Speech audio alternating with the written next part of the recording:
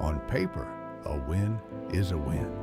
But Barcelona's recent 2-1 victory over Girona felt more like a warning, a nervous performance secured by late drama in a chaotic game that saw manager Hansi sent off with a red card.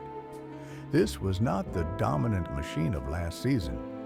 That victory, instead of building confidence, only highlighted the cracks appearing in the project.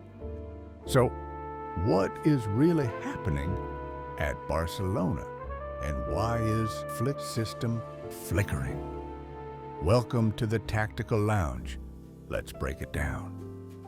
Let's be clear, a couple of losses don't make a crisis, but they are undeniable signs of a deeper, more predictable issue.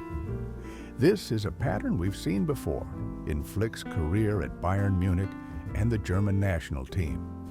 It's a phenomenon we can call the second season syndrome, a struggle born from the two inherent and demanding costs of his tactical system. The first cost is brutally physical. Flick's football is a blazing fire of high intensity, a high defensive line, and relentless coordinated pressing. Last season, that fire brought glory, but that glory came at a price, a physical debt that Barcelona is now paying back with interest. This style runs players into the ground. The constant sprints and high tempo demands perfect recovery, a luxury that a thin, financially constrained squad simply cannot afford. The bill for last season's success is now coming due, and it's steep. Over 30% of the first-team squad is sidelined. The injury list is a graveyard of key talent. Lewandowski, Gavi, Rafinha, Dani Olmo, Ferran Torres. The players who are fit enough to play are running on fumes. In an alarming statistic, Barcelona now covers less distance per game than 14 other teams in La Liga. The engine that powered their press is failing. Pedri, just as we explored in our last video, is the driving force behind this Barcelona team. In Flick's strategy, every transition, every possession is channeled through Pedri. Whether Barcelona is driving forward or trying to escape a press, he's always on the move, creating passing options, supporting the flanks, and recycling the ball. When others lose their rhythm or the outlet closes, Pedri steps in, dropping deeper, filling spaces, and restarting attacks. This dual responsibility, creator and connector, demands endless movement, and as a result, he has to cover more ground than anyone else on the pitch. His importance was on display against Girona, where he propelled the team and finished with a brilliant goal. But the moment he stepped off, Barcelona's creative spark vanished. Even with the season just underway, exhaustion is already showing in Pedri's face. Flick doesn't want to take Pedri out, but to protect him from the inevitable burnout, he's forced to substitute his key man. In truth, it's like hitting the snooze button on a ticking time bomb. Every match brings the man one step closer to a breaking point. It's a vicious cycle. The absence of Pedri leads to tactical paralysis and pushes raw youngsters like Rooney Bargi into the lineup, not because they're ready, but because there's no other choice. This physical exhaustion bleeds directly into the second major problem, the tactical cost. Flick's high offside trap is a double-edged sword.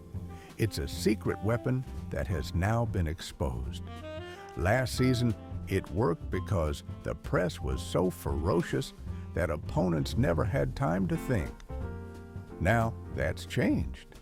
After a full year of analysis, managers have passed the notes around.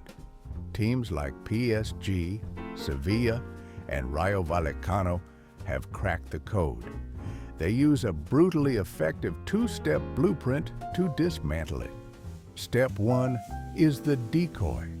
The opponent's center forward deliberately roams in an offside position, acting as bait. That movement is designed to create confusion, to make Barca's defenders second-guess their positioning and break the cohesion of their high line. It's a mental trap. While the defense is preoccupied with the decoy, step 2 is launched. A quick, diagonal ball is played into the vast space behind Barcelona's advancing fullbacks for a winger making a deep run. This bypasses the trap entirely and results in an easy goal. It's a pattern that has become painfully familiar. This is where the two costs of Flick's system create a perfect storm. A tired front line can't press with the same split-second timing. This failure to apply immediate pressure gives opponents the precious moment they need to lift their heads and play that killer diagonal pass. The physical fatigue makes the tactical vulnerability fatal. The on-field result is a team that looks mentally drained. They have fallen behind in 4 of their opening 8 matches so far, a clear sign of a lack of sharpness. This is the second season syndrome in full effect.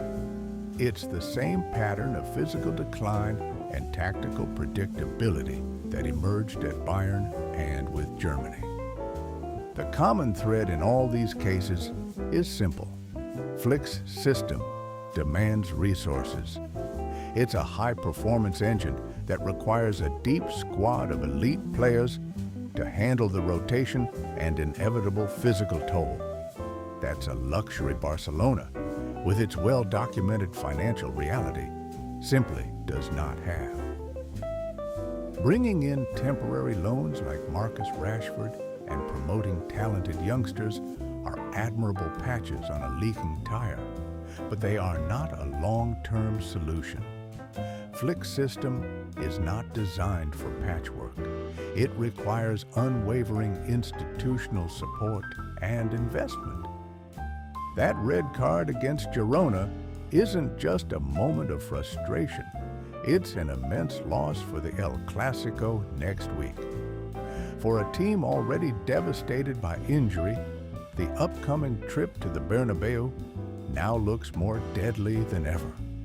Flick's high defensive line, a system whose code has been publicly cracked, will be an undeniable gift for speedsters like Mbappe and Vinicius Jr.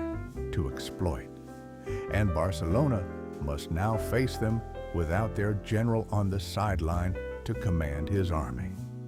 Unless the board performs a miracle in the winter transfer window or Flick engineers a radical tactical shift, this season's early struggles are foreshadowing a disaster. And with that, our session in the Tactical Lounge comes to a close. See you next time.